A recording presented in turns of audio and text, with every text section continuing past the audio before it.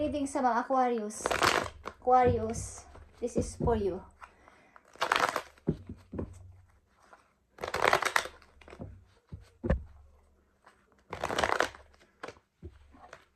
Ngayon ay May 14.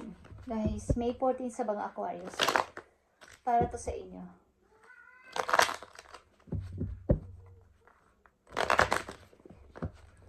Okay, Aquarius, this is for you. Kumusta na kayo guys sa mga Aquarius?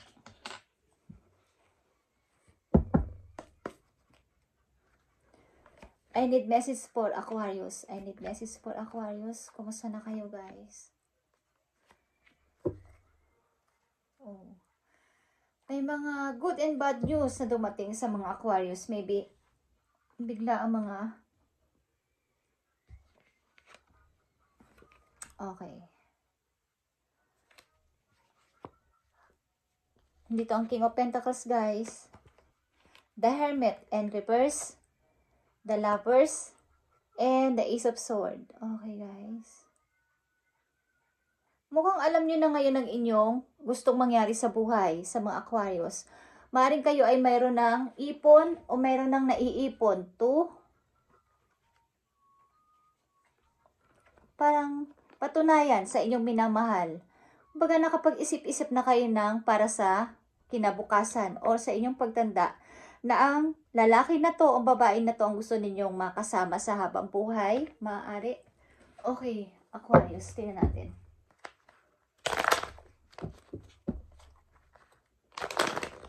Message sa mga Aquarius. Nanditong energy, Virgo, Capricorn, Gemini, and ang inyong energy, Aquarius. Okay. Kumusta na mga Aquarius? Parang alam niyo na kung sino ang inyong minamahal at malinaw na sa isip ninyo na siya. Hey guys, after ng maaring kayo ay galing sa hiwalay. Sa hiwalayan. Maaring galing kayo sa hiwalayan. Okay, Ace of Wands is here. The Tower and the Seven of Swords. Okay. Wala kayong pakialam kung anong mangyari, anong isipin ng ibang tao para sa inyo. Ang mahalaga ay andito yung taong inyong iniibig at ito yung gusto ninyong mangyari. Makasama ang tao na to sa habang buhay. Maaring handa mo tong bigyan ng offer, Aquarius, or vice versa. Kumusta na mga Aquarius? I need pa ng message dito. 2 message pa dito. Okay guys. But may paninimbang. Paninimbang pa din. 2 Pentacles and 6 of Pentacles. Dahil ang ilan sa inyo ay mayroon pang sinusuportahan. Hindi ko alam kung family ninyo or meron kayong family sa nakaraan na dapat ninyong bigyan ng balanse sa pagbibigay ng allowance o pera. But kayo ay single, ilan sa inyo nandito, single, at nag-i-enjoy naman sa buhay, lalo na sa trabaho, ilan sa inyo. But may paninimbang dito sapagkat maaaring kung kayo ay galing sa isang buhay mag-asawa at nahiwalay, is may hatian na maaaring maganap sa sustento. Yeah, someone is leaving Aquarius at wala nang imikan pa o wala nang talagang communication. But maaaring kayo bubuo ng bagong pamilya, masayang pamilya. Hindi ko alam kung kasama ninyo anak ninyo sa inyong buhay galing sa nakaraan o may kasamang anak ang inyong mapapangasawa galing sa kanyang dating asawa din. Okay. But kayo ay bubuo ng pamilya, bubuo ng masayang tahanan. But may hatian dito sa sustento guys, maaari. Ko alam po sa dati ninyong pamilya or sa inyong mga magulang, nagbibigay pa kayo ng sustento. Tingnan natin ang mga paparating na message sa mga Aquarius. Paparating na message sa mga Aquarius, ibigay mo ang tamang message sa kanila. May 14. Okay, nandito na naman ang King of Pentacles, guys. Kayo maybe ay komportable naman sa buhay. Meron naman kayong naiipon o may ipon naman kayo talaga. Okay, andito ang Queen of Swords again. 5 of Cups. And Page of Cups. And the Moon. Yes. Andito yung pananatili ninyo sa mapag-isa, Aquarius, at maaaring kayo nasa malayong lugar. But, nandun yung mga konting pagdududa, pagsisisi, at pagre-regret, something na panghihinayang, at sa mga nangyari sa nakaraan maybe. Okay? Nasayang na mga effort, nasayang na mga memories, nasayang lahat. At maaaring kayo ay nasa malayong lugar. Paparating na message sa mga Aquarius, anong gusto mo pang sabihin, at dapat nilang malaman.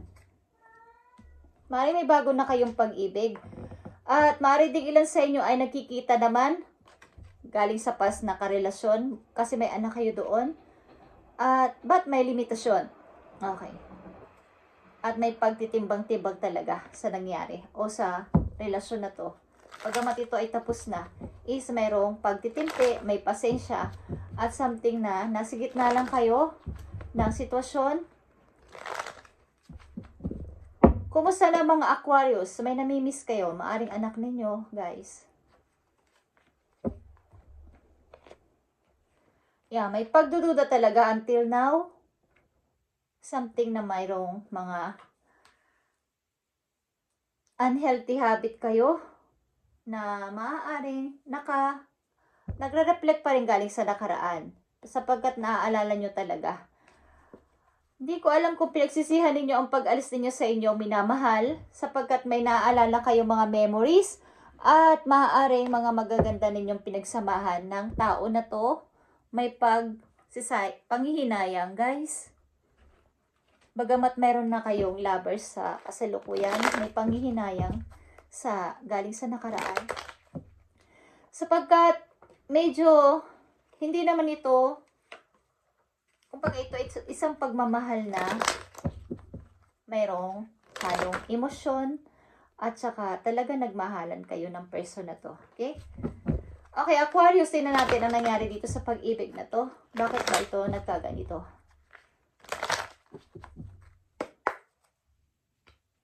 Thank you. The separation you are experiencing is necessary to help the relationship grow. Hindi ko alam kung kayo ay on and off relationship o hindi pa, wala pang closure sapagkat talagang mayroon dito nakahang na pag-ibig. Bagamat kayo ay naghiwalay na is mayroon pa rin kirot, mayroon pa rin sakit sa puso kapag naaalala nyo ang tao na to o inyong naaalala ang mga inyong pinagsamahan at naging samahan sa isang bubong maybe. Okay?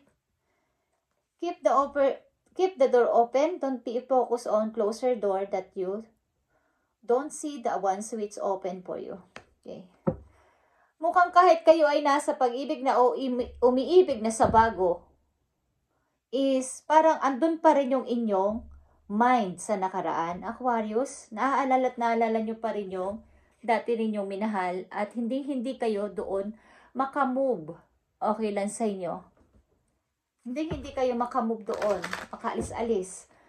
Bagamat mayroon na kayo maybe minamahal sa kasalukuyan or meron na kayo na nagugustuhan is andun pa din yung inyong mga alaala sa nakaraan. Someone dito kasi is umalis. Ikaw ba to, Aquarius? O ikaw ang inalisan? But talagang mayroon ditong panghihinayang at sayang talaga. Okay? Nandito ang number 5 at ito ay the 3. Ito ay good health, near flowers, fulfillment of highest hope. Okay, ilan sa inyo maybe ay mas gusto yung manirahan sa mga probinsya, yung maraming puno, sapagkat parang doon kayo nakakaramdam ng kapayapaan ng inyong puso, ng inyong isip.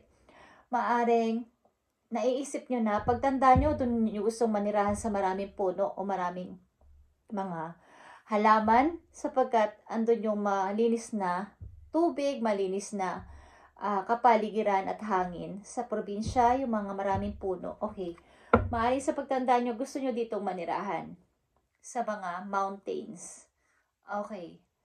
Nearby indicates the presence of mighty enemy. Okay, guys.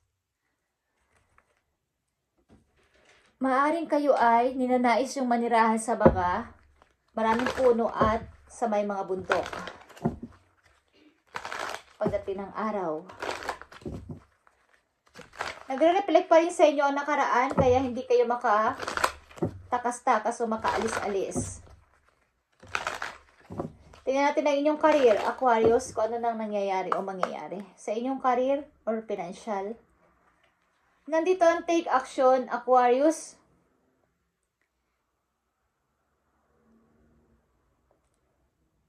Whatever your questions, this is telling you to go for it. Maaring, kaya kayo may 2 of Pentacles dito kanina is pagda-doubt.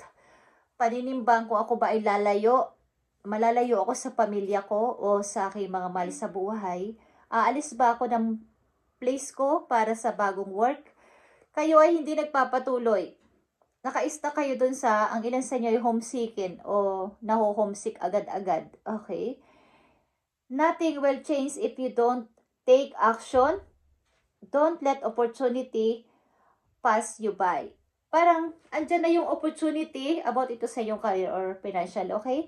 Andyan na yung opportunity, may nag-aalok sa inyo ng ganito, ganyan is, sabihin nyo sa kana lang, baka next time na lang siguro. So, nalagpas na yung opportunity na yon, yung pagkakataon na yun at matagal na ulit nadating o dumarating. So, hindi nyo dinalagyan ng aksyon. Nagpaplano ang ilan sa inyo pero ayaw gumawa ng aksyon. Just do it. Okay? Aquarius, sa mga Aquarius na nandito. Kasi minsan tinatanong mo ang inyong life purpose. Ano ba yung gusto sa akin ni Lord? Nagtatanong kayo minsan kung ano yung plano sa inyo ni Lord. Okay, Aquarius? So, lagyan niyo ng konting action ng inyong ang inyong plano para ito ay magkatotoo. Okay?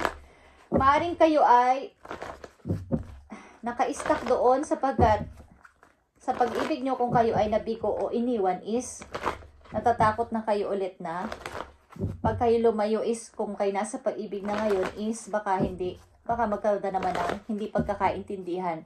But ito ay isang parang pagtulong sa inyong relationship kung kayo ay long distance ng partner mo sa ngayon is pagtulong ito sa inyo para kayo ay magkaroon pa ng pag-grow. Na kahit kayo nasa malayo kung kayo ba ay mag-grow yan, Aquarius.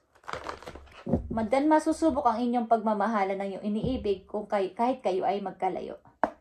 Tingnan natin ang message dito, take action, Aquarius.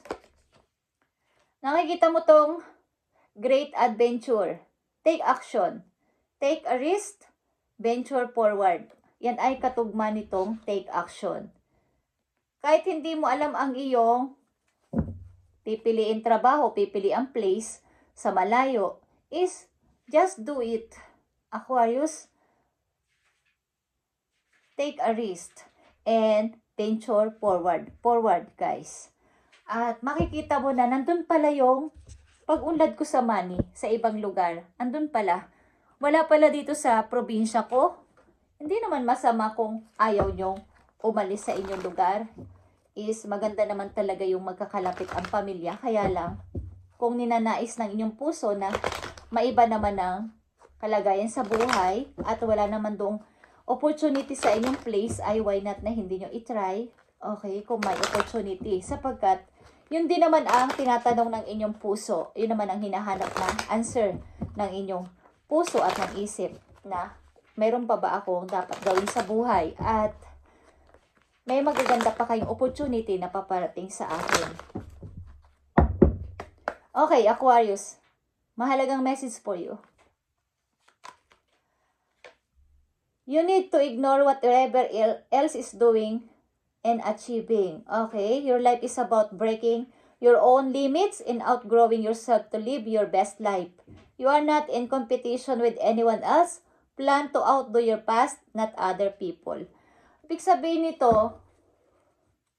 minsan ang ilan sa inyo dito ay iniisip yung competition sa ibang tao, sa mga kakilala, kaibigan, na baka pag trinay ko is hindi ko maabot yung naabot niya. Hindi ako maging katulad niya. Baka mabigo lang ako. So, nilalagyan nyo ng limitasyon ang sarili nyo, kaya ayaw nyo sa bakod ng inyong bahay, halimbawa, is ayaw nyo lumiban doon para makita nyo yung labas. Halimbawa, sa inyong bakuran, andun lang kayo sa loob ng inyong bahay, may bakod yon, ayaw nyo lumiban. Kasi baka ang ilan natatakot or baka delikado, diba? Sa mga bata, delikado, huwag kang lumiban dyan. Because baka masagasaan ka o baka kung ano mangyari sa'yo. But, may mga curious na tao.